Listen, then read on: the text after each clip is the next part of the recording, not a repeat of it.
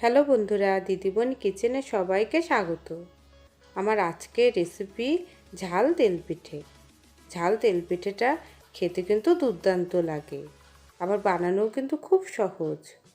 অল্প কিছু উপকরণ দিয়েই কিন্তু চটজলদি বানিয়ে নেওয়া যায়। চলুন এখন রেসিপিতে চলে যাই।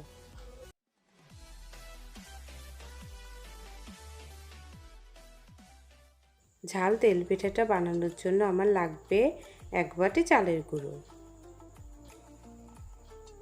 আর লাগবে হাফ বাটি ময়দা, আর হাফ চামচ বেকিং পাউডার। আমি প্রথমে শুকনো উপকরণগুলো খুব ভালো করে চেলে নেব।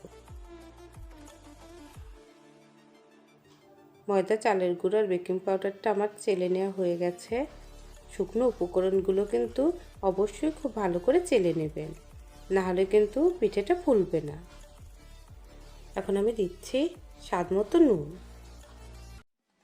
আর দিচ্ছি একটু হলুদের গুঁড়ো,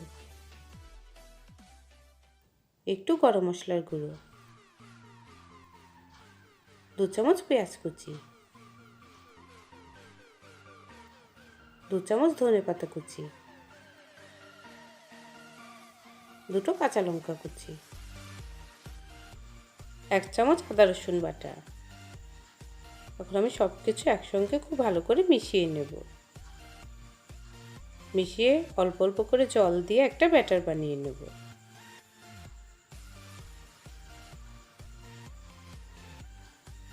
খুব ভালো করে কিন্তু ফেটিয়ে নিতে হবে, এর মধ্যে যাতে কোনো দানা দানা ভাব না থাকে।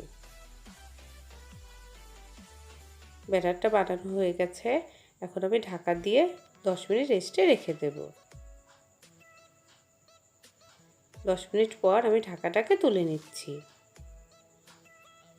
দেখুন ব্যাটারটা আরেকটু ঘন হয়ে গেছে। ব্যাটারটা কিন্তু ঠিক এরকম হবে, খুব ঘনও না আবার পাতলাও না।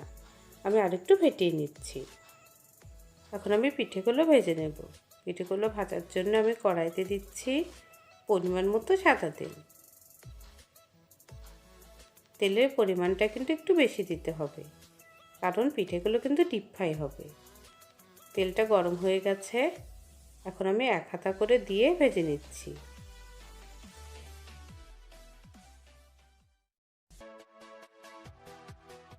পিঠেগুলো কিন্তু আগেই নাড়া যাবে না। যখন দেখবেন তেলের উপর ভেসে উঠেছে, তখন নেড়েচেড়ে চারদিকে ভেজে নিতে হবে। আমি মিডিয়াম টু লো ফ্লেমে পিঠেগুলো ভেজে নিচ্ছি।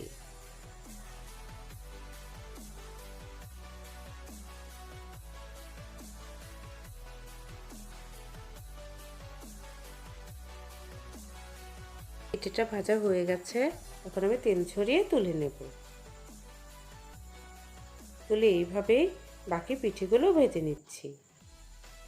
সবগুলো পিঠে দেওয়ার আগেই কিন্তু ব্যাটারটা একটু করে ফেটিয়ে নেবেন।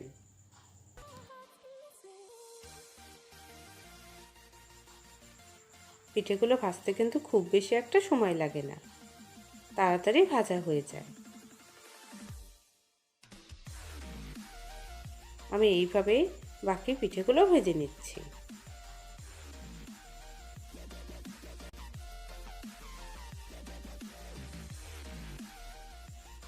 হয়ে গেছে ঝাল তেল পিঠে।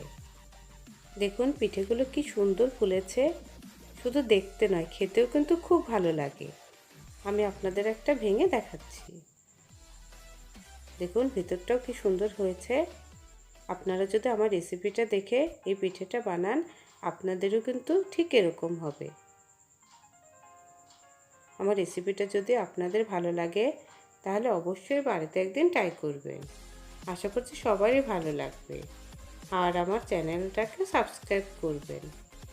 আর প্রচুর প্রচুর লাইক, কমেন্ট ও শেয়ার করতে কিন্তু ভুলবেন না।